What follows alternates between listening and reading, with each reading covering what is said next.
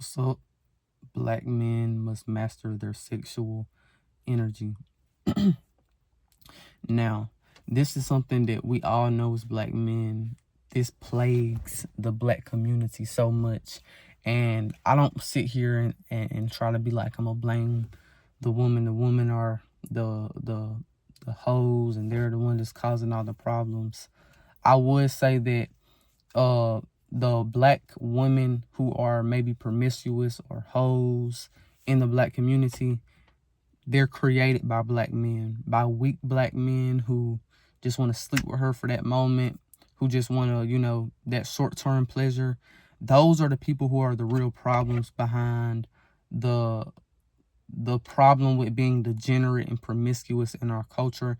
And that's the primary reason why we have dysfunctional families, and that creates dysfunctional people, right? And one thing I had been figuring out is that it's so important, whoever you decide to be with in life, it's important that you understand that person and that you're compatible with that person. And when you control your sexual energy, you put yourself at a level where you're complete within yourself. You're in control of yourself.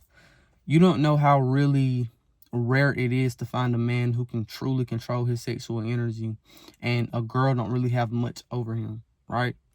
And that's always been my goal, to just master myself. And I'm still in the process of doing that in my life, mastering who I am, because once you master who you are, then you're not caught up on if a girl likes you or not. You're not caught up on uh if you look embarrassed, or somebody says something weird, or you say something that might be embarrassing or whatever. Like, you're not caught up on the social cues of what to say and what not to say. You just be yourself, and you're in tune with yourself, right? And I think that there's so many dudes I see that they maybe have kids, they maybe have a girlfriend, but you can tell they're still miserable purely because they just can't control themselves. They're literally, they're led by their sexual desires in life.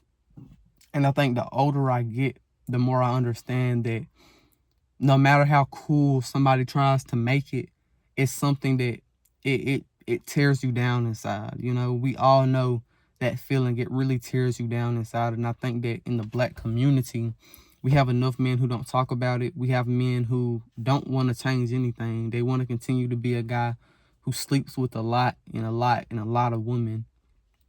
And I think that that's not something that is productive. I would say I know a lot of dudes gonna be like, man, you don't talk to girls and you just don't get girls, so that's why you saying that and X, Y, and Z. But the more you look at it, bro, look around you.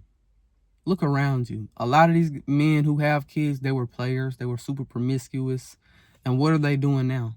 I think the only men who should have that ability to be with multiple women and have multiple kids by multiple women is if they have the character to do that, and they have the finances to do that, and they just have the overall mentality to handle that. I think most men who are poor, who have a bad mentality, who don't know how to control themselves, who don't know how to really be a man and take action with things like that. Yeah, like, I feel like the smart people and successful people should be the people who are having a whole bunch of kids by a whole bunch of different women. They can take care of them and they can have a good relationship with those women, right? But I believe that nowadays it's the guy who doesn't have anything and he got 6 different kids. He's not a father to any of the kids, Biologically, he may be the, the father, but he's not being in their life. He's not present. He's not emotionally present. He's not physically present, right? So I think that that should be a privileged thing that not every man gets to do.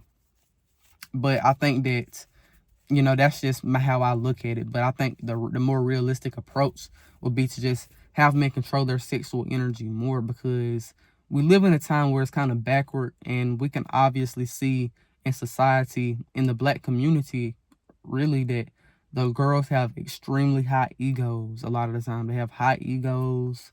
They'll put the dude down, their tens, and the dudes are a lot more just realistic with themselves, And I think that the thing we have to understand is that it's not even that the girl just got more power and whatever, you know.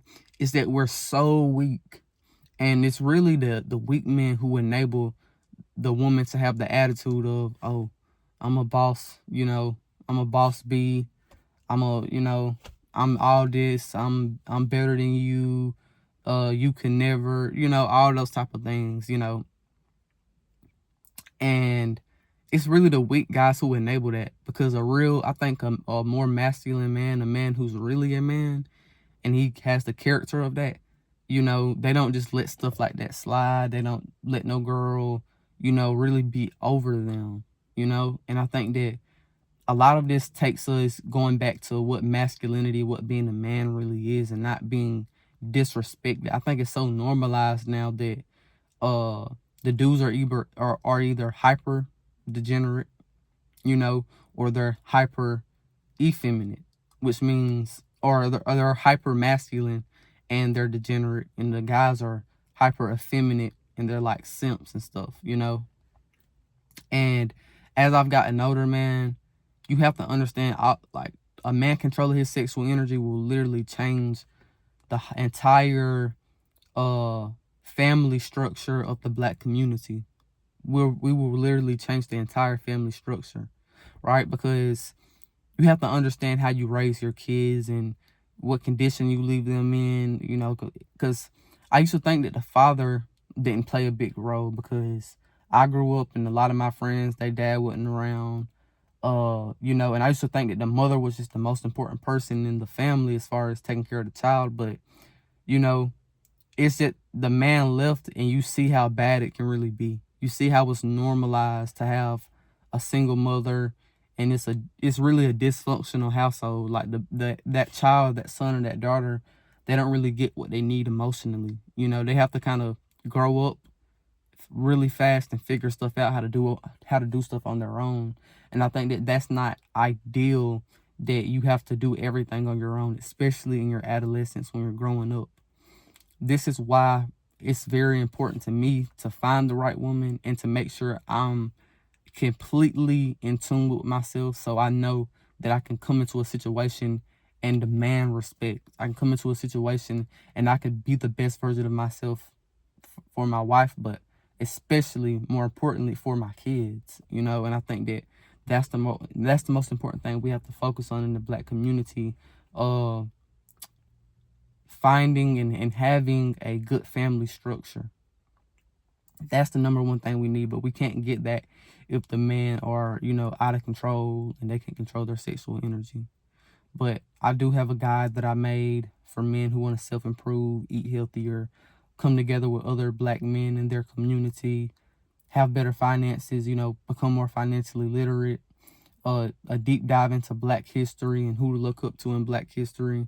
The link for that will be in the bio section of my YouTube channel. So if you just click on my channel, you'll see in the bio section, you'll see a link right there.